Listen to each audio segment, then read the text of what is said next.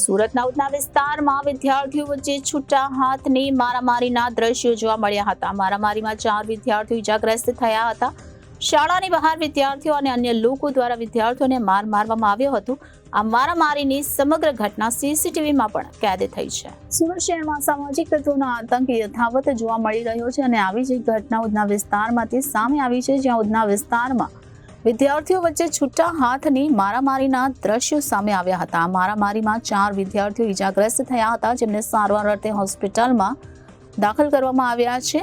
મળતી માહિતી મુજબ ઉધના વિસ્તારમાં વિદ્યાર્થીઓ વચ્ચે જે છૂટા હાથની મારામારી થઈ હતી, જે શાળા બહાર વિદ્યાર્થીઓ અને અન્ય લોકો દ્વારા વિદ્યાર્થીઓને માર મારવામાં આવ્યો હતો। આ મારામારીની સમગ્ર ઘટના સીસીટીવીમાં પણ કેદ થઈ જવા પામી હતી। ઘટના બની છે અહીંયા જો સવારમાં છોકરાઓની સવાર પાલી હોય છે અને એ લોકોનો પીટીનો પીરિયડ હતો।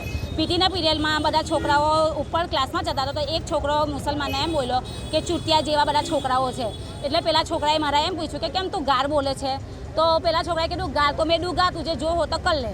પછી પેલા છોકરા કંઈ બોલ્યો ના કે કંઈ નહીં, વાત પતાવી દે, શું થયું છે એને પછી વાત પતાવી દીધી। પછી સ્કૂલ છૂટી પહેલાં એ છોકરાઓની છૂટી, તો એને શું કર્યું, બધા છોકરાઓને બોલાવીને ભેગા કરી દીધા। આજુબાજુવાળા અને સ્કૂલના એ બધી મળીને 20 છોકરાઓ હતા। પછી એ લોકોએ ને તો મારા છોકરાને અહીંયા એમ કહીને બોલાવ્યું। એટલે પેલા એના દોસ્તાર સાથે એ લોકો ગયા, તો પહેલાં એને 2 તમાચા માર્યા।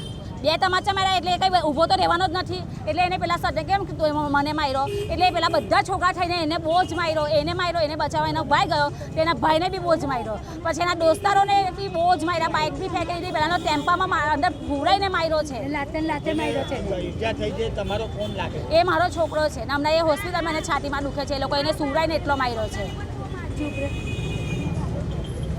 છોકરાઓ એટલે શું સ્કૂલમાં પણ લઈને જાય છે, એક્ટિવામાં ચપ્પુ ને બધું મૂકીને લઈને આવે છે। સ્કૂલનું નામ શું છે?